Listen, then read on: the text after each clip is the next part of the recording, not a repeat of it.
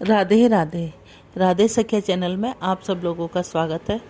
भगवान श्री कृष्ण और माता रानी यशोदा से प्रार्थना करते हैं आप सब लोग अपने घर में सुरक्षित होंगे, सुखी होंगे। राधे राधे।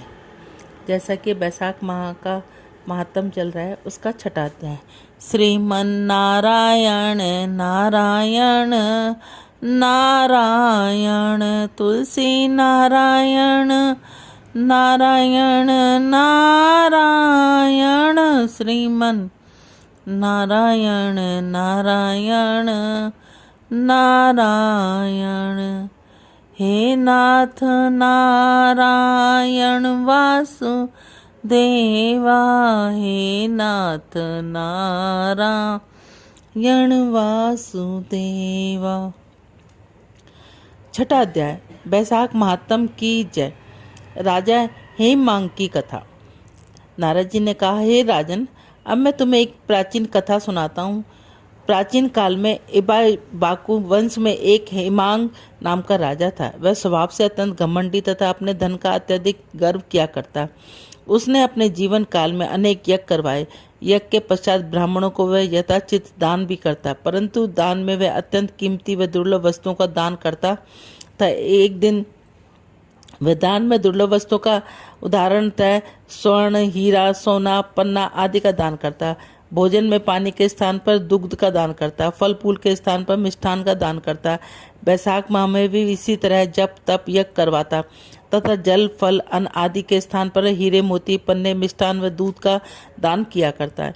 एक बार स्वयं राजा ने स्वप्न में राजा को सावधान किया और कहा, हे राजन, तू परम भक्त है। बैसाख माह में विधि पूर्वक जप तप यज्ञ करवाता है, ब्राह्मण ऋषियों व मुनियों को सेवा करता है, परंतु तू भूल जाता है बैसाख माह में अन्न और जल आदि दान का विशेष महत्व है। अतः अन्य वस्तुओं के साथ दान के साथ साथ अन्न जल फल इत्यादि का भी दान अवश्य करना चाहिए। तेरी पूजा व दान में घमंड की बदबू आती है, अतः तेरा धर्म कर्म अनर्थ ही जा रहा है। तू बाहर से धार्मिक बनता है, परंतु तेरे हृदय में दया धर्म बिल्कुल नहीं है, अतः सावधान हो। कपटी व पापी मन से पूजा करना भी पाप है। हेममांग ने स्वप्न की परवाह नहीं की और मनमानी करता रहा, अवैभव का झूठा प्रदर्शन करता रहा। काल गति स्वरूप मृत्यु को प्राप्त हुआ। मृत्यु के पश्चात अपने अभिमान व बनावटी जप तप के कारण उसे चातक व गिद्ध की योनि मिली। तत्पश्चात वह कुत्ते की योनि को प्राप्त हुआ। उसने तमाम योनियों में उसने अनेक प्रकार जन्म लिया तथा अंत में छिपकली की योनि को प्राप्त हुआ। उसका छिपकली की योनि में जन्म मिथिलापुरी के राजा श्रुति कीर्ति के महल में हुआ। छिपकली योनि में वह निरंतर रोता रहता है। वह सोचता है कि वह घमंड और अभिमान का फल निरंतर भोग रहा है। वह महल के द्वार के चौखट पर छुपा रहता, भूख मिटाने के लिए कीड़े मकोड़ों का भक्षण करता और अपने भाग्य को कोसता रहता। उसने छिपकली के रूप में श्रुति कीर्ति के राजा के महल में अनेक अनेक जन्म लिए। फिर वह 89 वर्ष बीत गए। एक दिवस बैसाख माह के शुभ दिवस मिथिला नरेश श्रुति कीर्ति यज्ञ जप तप कर रहे थे कि एक महान ऋषि जिनका नाम सतीदेव था राजा के महल में पधारे। दोपहर का समय था। सतीदेव ने ऋषि अत्यंत थके मांदे थे। राजा ने ऋषि के अवगत किए, उनका शीतल जल से स्वागत किया। उसके पश्चात मधुपाक भेंट किया। अचानक पवित्र जल पर मधुपाक की कुछ बूंदें छिपकली के शरीर पर गिर गईं। बूंद पड़ते छिपकली को ज्ञान बोध और हाय हाय करने लगी। सतीदेव महान ऋषि थे, उनकी दृष्टि छिपकली पर पड़ी। वह तुरंत उसके पिछले जन्मों की संपूर्ण गाथा हाल समझ गए।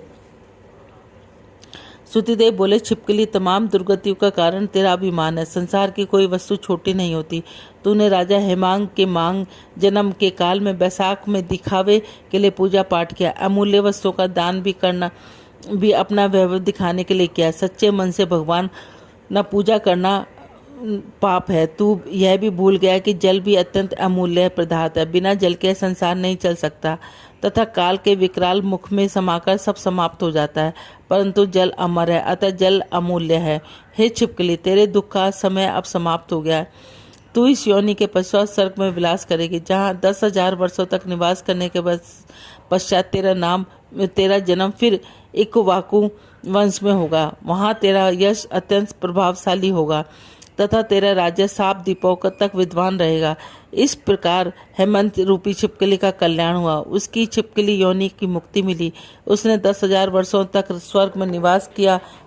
पश्चात उसका जन्म इबाकू वंश में हुआ। 7 द्वीपों में उसने राज्य किया। अत्यंत सुख व वैभव को प्राप्त हुआ। बोलो बैसाख महात्म की जय। श्रीमन नारायण नारायण नारायण, लक्ष्मी नारायण नारायण नारायण, तुलसी नारायण नारायण नारायण, श्रीमन नारायण नारायण नारायण। बोलो राधे राधे।